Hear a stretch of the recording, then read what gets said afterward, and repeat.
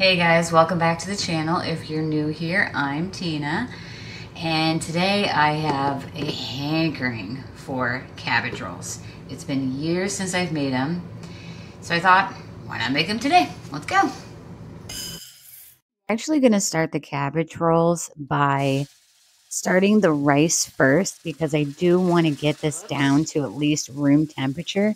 That way we're not cooking our hamburger meat when we put it in the rice.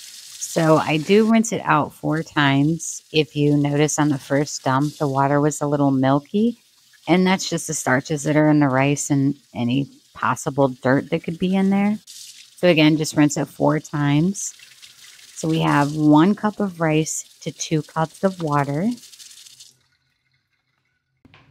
And then once your rice is all rinsed really well, go ahead and put it on the burner.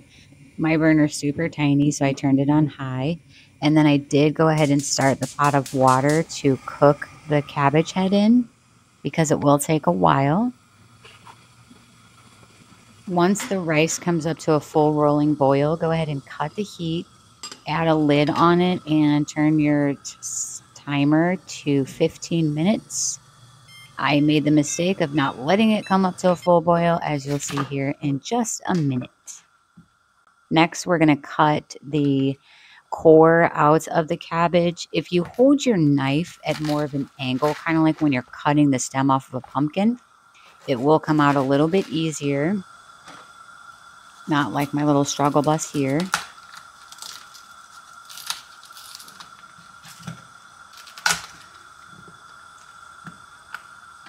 Water has come up to a simmer, so we're going to put this whole head of cabbage in there, core side down.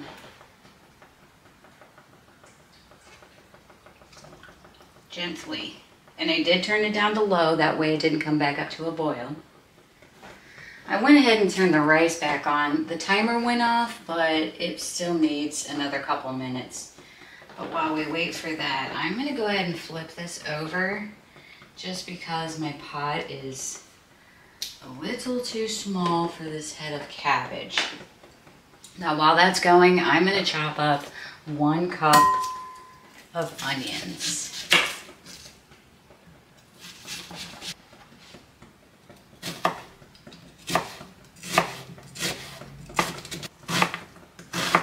Now you could very well saute these with some garlic, but I'm not going to do that today. So I'm going to cut them pretty small. That should be about good. All right, let's check this cabbage. Oh yeah, we're good. So I did go ahead and put a big strainer in a bowl. That way it will catch the water and it's not just sitting in hot water. And then I accidentally stick my hand in there. So what we're actually looking for is the cabbage to be a little translucent and for you to be able to easily remove it. And we actually want the outermost leaves. That was not the outermost leaf.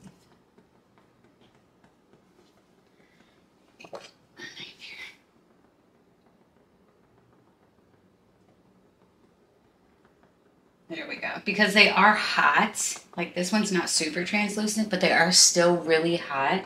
So they will continue to cook just a little bit.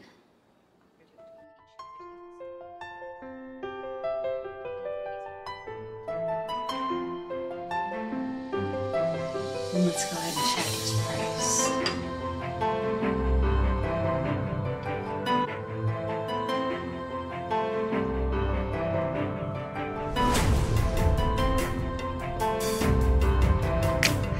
Nope.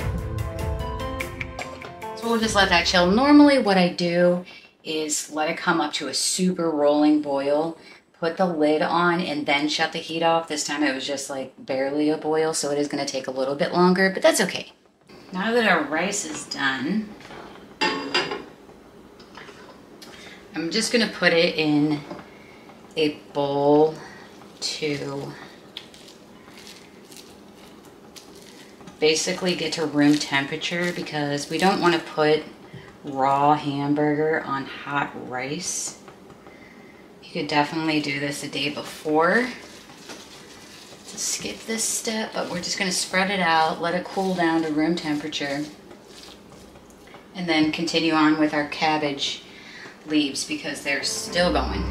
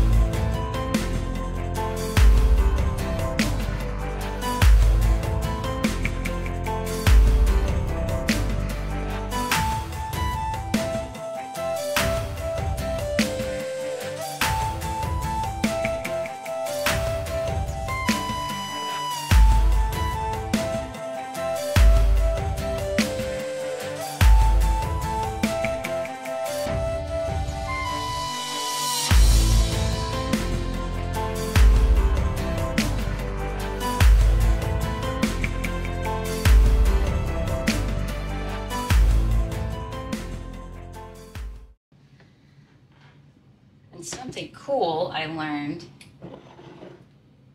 if you want to reuse your lids, we're not reusing the lids to can with, but if you want to reuse your lids for like dried beans or corn kernels or something, go ahead and add an extra one on top.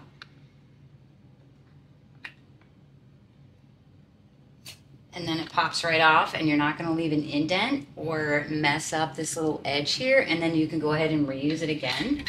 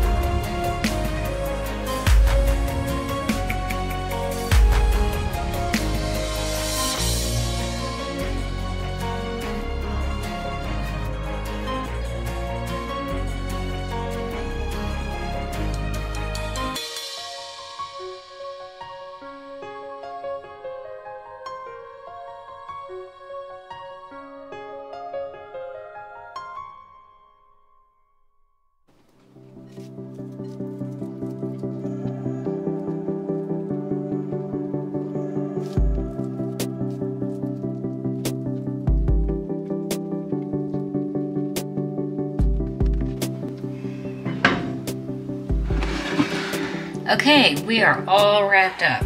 Let's see, we have 2, 4, 6, 8, 10, 12, 14, 16, 18. There's 4 more that I made, and I'm just gonna stick them in a pie pan. I don't really wanna pop them into the freezer for a future meal just because I had already frozen the hamburger previously. So we're just gonna top this with some sauce. Or as little as you would like.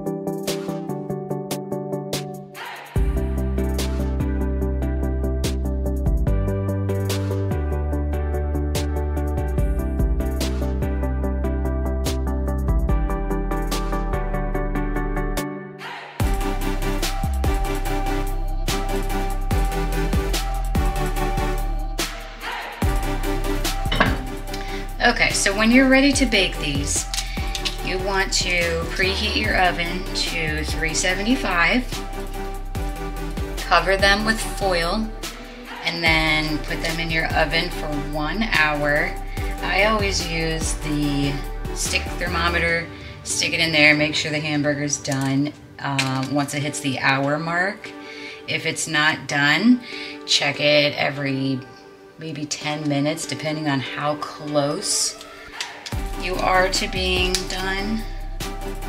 And then because it is only 117, I'm gonna pop these in the refrigerator until about 3:30. Once 3:30 hits, I will take them out while the oven is preheating. I think that's all we're gonna get from this. And then put them in at that time. So when that happens and they're all done, we'll be back and I'll show you what they look like. Okay, all done. And this is the moment I come in with a voiceover. I did the whole outro, but I didn't realize just how loud our cat was the moment that I cut into this. It's almost time for, well, we have 2 cats, but it's almost time for them to eat. And she completely lost her mind. Like, she just kept meowing. So here we are with the voiceover.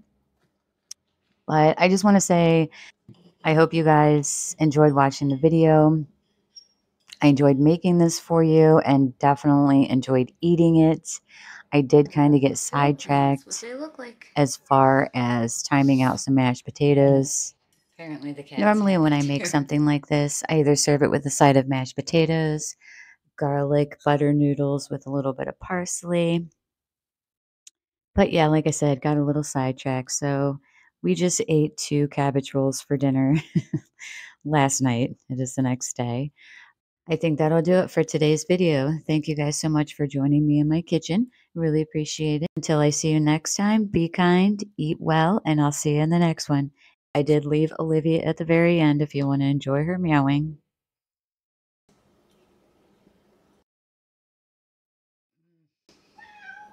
Yep. Okay.